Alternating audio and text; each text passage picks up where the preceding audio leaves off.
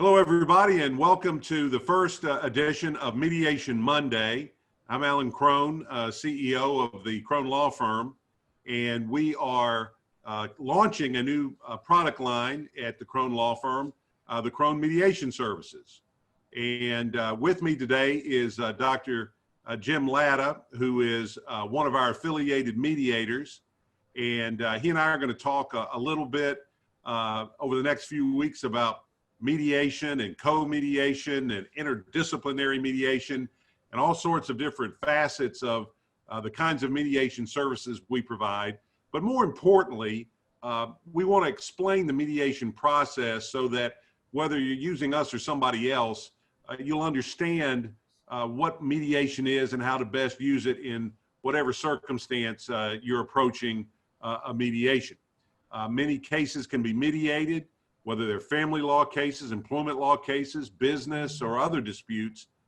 Jim and I are both big fans of the mediation process. We're both Rule 31 mediators in Tennessee. We've both been trained to act as mediators, and we've both participated in mediations in support of litigants as non-mediators. So between the two of us, we've got a lot of different perspectives and experience dealing with mediation. With all of that said, Jim, I'm glad to have you on the program. Thanks for joining us. My pleasure, Alan. Glad to be part of the firm and the mediation role as an affiliate, and look forward to working with you as always.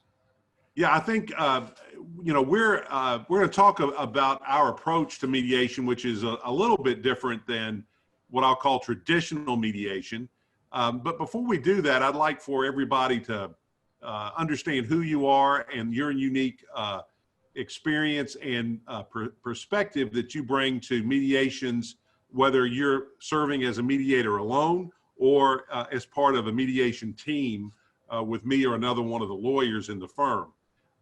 So, Jim, if you would just kind of give us a little bit of your background and history and how is it that you've come to be sitting in the mediation chair in 2020?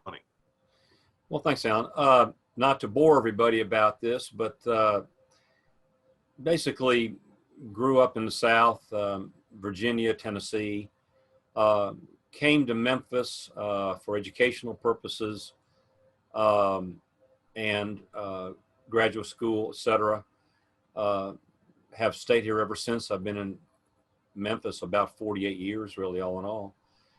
And in that time, established a long-term counseling practice.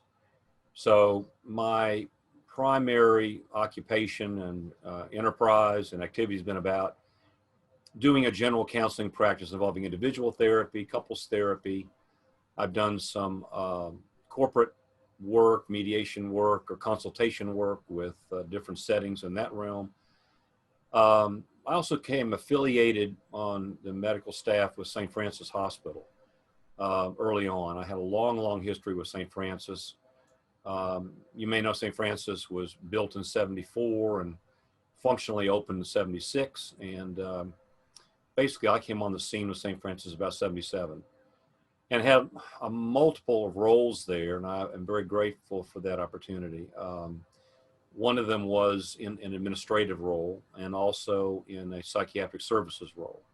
So I was doing inpatient work there as well as on the board of the hospital, governing board of the hospital for multiple years, chaired the governing board for several years. So was able to see how conflicts arise between entities, individuals, people, staffs, professionals, and was able to basically apply some of the mediation learning I got, which was in mediation training. As you know, there's a prescribed training protocol for Rule 31 mediators, which is basically outlined by the Alternative Dispute Resolution Commission of the State Supreme Court. And so that is what you and I both went through, and all Rule 31 mediators go through to teach us how to be mediators, which is very different from being an attorney or being a counselor. Now, I will say this, if I might. One of the things that attracted me to the mediation process is some aspects of the counseling as well, which is to help people resolve conflicts, either internally within themselves, in their families, in their relationships, in their jobs, in their situations in life. Both disciplines, the counseling and the mediation disciplines, are about resolving conflicts constructively. So I was very drawn to that and found it to be extremely rewarding. So got my training and then came back, continued my practice all this time. And then have been basically doing my practice in the hospital ever since. Retired from St. Francis in 2015, kept the practice going. And then you and I have been friends a long time. And we've discussed the possibility of me joining up with an excellent law firm like yours and as a mediator and having that role to play. And I appreciate the opportunity, Alan. I really do. Sure, sure. No, that's absolutely true. You and I have talked about this for years, and I'm grateful and glad that we're finally moving forward with it. Share with us, if you would, your philosophy on mediation and what a counselor, someone with your background, what unique talents do you bring to a mediation setting that maybe a lawyer doesn't bring, that you think will be helpful with parties in future mediations?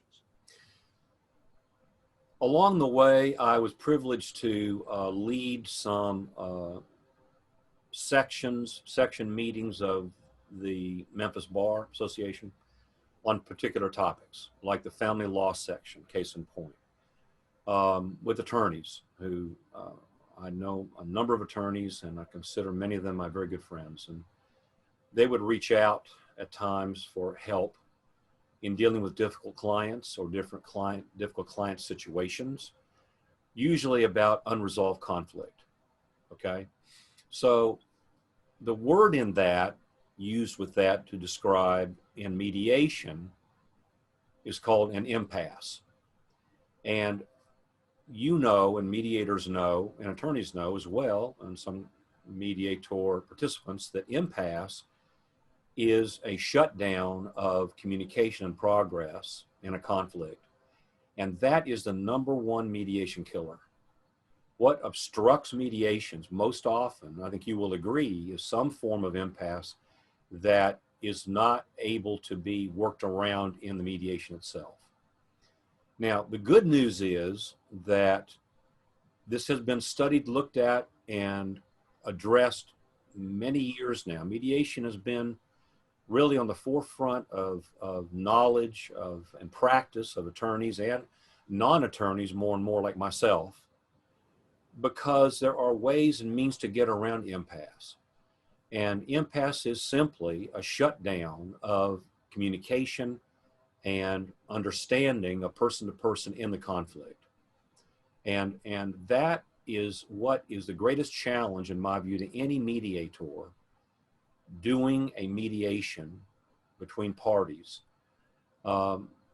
presumably mediating in good faith, which is a critical requirement of any mediation.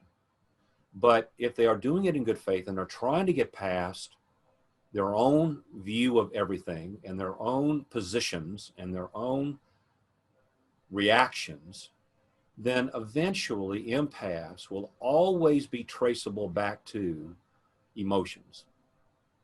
Emotionality of impasse is what gives impasse its energy.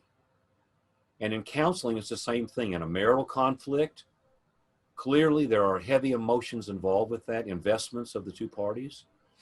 That's the same thing in an individual at work with an employer conflict, case in point. So my great interest, and I believe strength, what I can bring to mediation is not a knowledge of the law, because mediation is not about the law. Mediation is about working through the human dynamics of conflict in a constructive way without litigation. Not that litigation is never required. Sometimes it has to be that way. But we want to avoid litigation if possible for a lot of reasons we'll talk about in another section of our Monday talks. But mediation is a constructive way to try to work around the shutdown of an impasse. Hope that makes some sense, but impasse is huge. And it's a word, impasse is the mediation word, okay? And power struggle is the therapy word. But either way you go, there's no progress forthcoming to resolve the conflict. Well, I agree. I think another way of putting it is there are two kinds of, I think there are two kinds of mediators. One are mediators who resolve disputes, and the others are the ones who conduct mediations. And I think that the difference in those two is that the mediators who can resolve the disputes are the ones who can figure out how to get past the impasse, because it's that's the easy part is getting to the impasse. You don't need a mediator to get to impasse. What you need is a mediator to get you over that hump. That's right. And the participants have already gotten to the point of the impasse. They're Right. in it. Now, they may not know how to get around it, over it, through it, or under it, but they're in it. Yes. And they're, in a sense, they're in a way frustrated, angry, and hopeless in some cases, really in a sense of despair. So how to work around the emotionality of impasse. Now, I want to be clear, mediation is not doing therapy. I'm not saying that. But the same things that operate in a human being in a marital conflict, let's say, or in a mediation in other realms of life, even an employer-employee issue or probate court issue, those are still human beings doing that, and they have much the same emotional dynamic. Well, I think this has been a great first installment of our Mediation Mondays. We've set the stage a little bit, talking about our approach, in particular Jim's approach to mediation. And well, next week we'll examine a little bit more about the basics of mediation, what it is, and how it works. And I'm looking forward to that conversation, Jim. I am too, Alan. Thanks for having me on. Very good. And again, this is Alan Crone of the Crone Law Firm. I look forward to seeing everybody back next week for number 2 of Mediation Mondays. Thank you very much.